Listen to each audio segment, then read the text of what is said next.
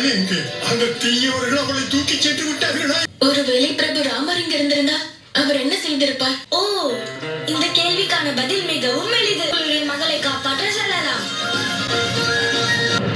குதிரை தேர்வுக்கான பூஜைக்கு முன்பு இப்படி ஒரு சம்பவம், இது நல்ல அறிகுறியே அல்ல. மீதமுள்ள குதிரைகளில் ஏதேனும் ஒன்றை தேர்ந்தெடுத்துக் கொள்ளலாம். முதலில் தொலைந்த குதிரைகள் கண்டுபிடிக்கப்படும். அதன் பிறகு யாகத்திற்கு தேவையான தர்ம வழியில் பயணிக்கும் குதிரையை தேர்வு செய்யப்படும். தாத்தாவையும் பாட்டியையும் கவனித்துக் கொள்ளுங்கள்.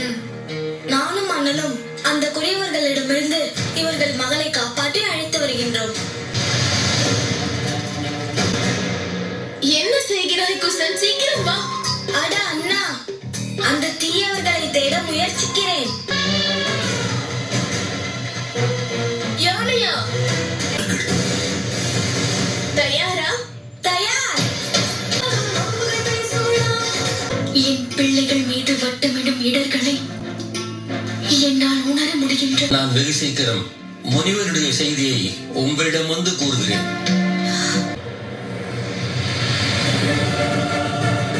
சென்று விடுங்கள். நீதான் சென்றாக வேண்டும். அந்த பெண்ணை விட்டுவிடு. எங்களுக்கு வாக்களி. இனி என்றும் அந்த வயதான தம்பதிகளை துன்புறுத்த மாட்டேன். நாங்கள் ராம பக்தர்கள். கொடுத்த வாக்கை மீற மாட்டோம்.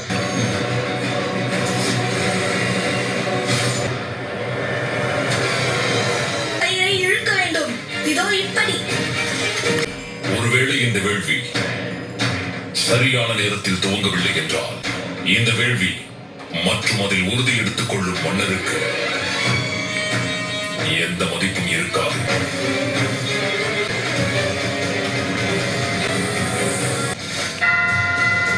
அந்த குதிரை அருகில் தான் இருப்பது போல் தெரிகிறது.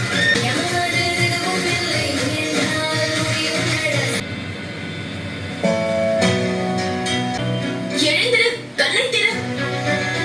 சிறிது நீர் கொண்டு வா.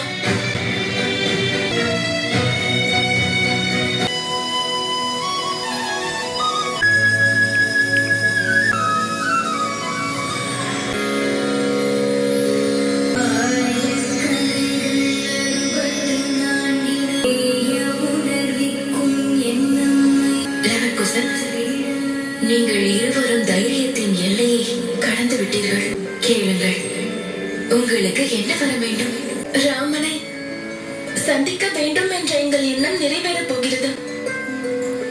அது ஒன்றுதான் இன்று வரை கனவாக இருந்தது. இந்த பெண்ணின் தாய் தந்தையருக்கு பார்வையை தாருங்கள்.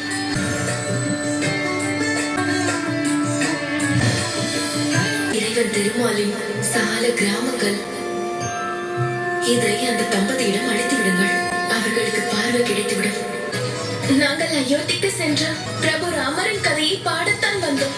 அப்படி என்றால் நான் என்னுடைய சார்பாக உங்கள் இருவருக்கும் ஒரு பரிசு அளிக்கிறேன்.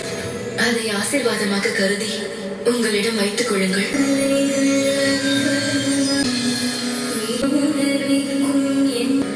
இந்த வீணை உங்கள் மன உணர்விற்கு ஒளியை தரும். இந்த வீணையோடு ராமர் கதையை நீங்கள் பாடினால் கதை காலத்திற்கும் நிலைத்திருக்கும். மிக்க நன்றி அம்மா. கோடான கோடி நன்றிகள் அம்மா. சற்று மேலிருந்து பார்க்க வேண்டும்.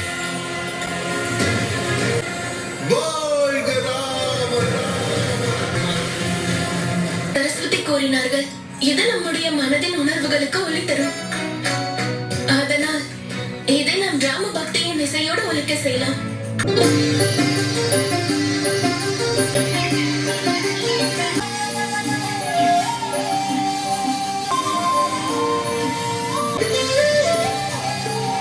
அழகான இசை.